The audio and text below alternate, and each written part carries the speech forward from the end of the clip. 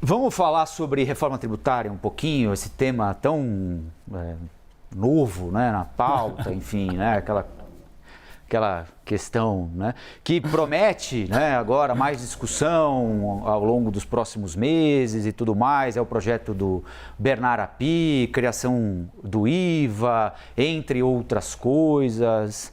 Agora vai, Thaís, quantas vezes você já respondeu essa pergunta? Olha, eu sempre conto que a primeira vez que eu fui fazer uma matéria no Congresso Nacional, eu era repórter em Brasília, isso faz 26 anos, pediram para eu entrevistar um deputado, chamava Luiz Carlos Rauli, para perguntar para ele sobre reforma tributária. Eu nem sabia o que era isso. Então, já faz algum tempo que o Brasil discute esse tema. Parece que agora ele chegou no limite, primeiro porque amadurece a compreensão de como é o sistema tributário brasileiro, né?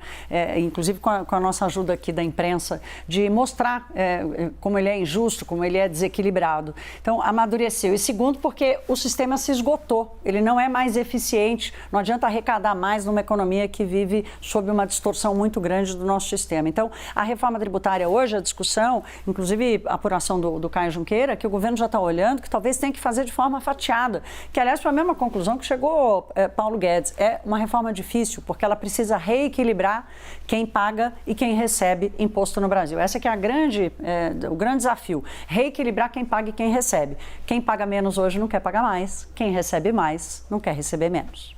É isso, a matemática de sempre. Você sabe que quando a Thaís citou aqui, Uribe, que ela foi uma das primeiras pautas dela foi conversar com um deputado sobre reforma tributária, ela não tinha muita ideia do que era.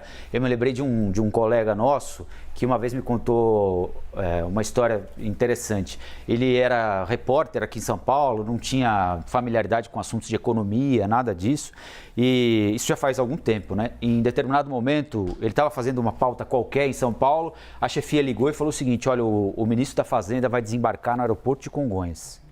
E a gente precisa que você pergunte para ele sobre, eu não me lembro exatamente qual era o assunto, mas era alguma polêmica da época, sei lá, a reforma tributária da época. E ele não tinha a menor ideia do que se tratava, não tinha, né, na época o Salvador Google para fazer nenhuma espécie de pesquisa, né? Ele foi com a cara e com a coragem.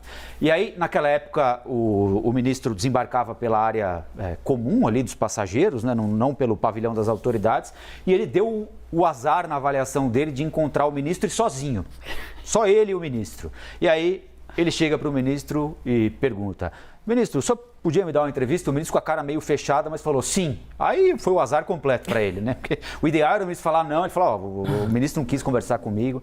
O ministro topou a entrevista. E aí ele falou: bom, agora estou perdido. Eu falei: ministro, e a reforma tributária? Eu falei: não, mas não há nenhuma reforma tributária em discussão. Não sei do que é que você está falando.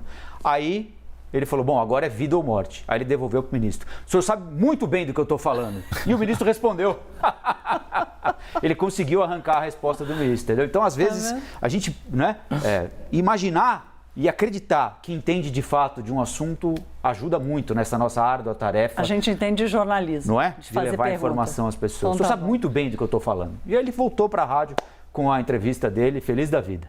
Inclusive, Luiz Carlos Rauli manda mensagens até hoje, viu, Thaís Herédia? Todos os dias defendendo a reforma tributária, que está pegando pó lá nos escaninhos do Senado Federal e não sai de lá nunca. É bom saber que tem alguém que não larga, né, dessa batalha, que é uma batalha importante para o Brasil. Um Dom Quixote dos tempos modernos. Da reforma tributária.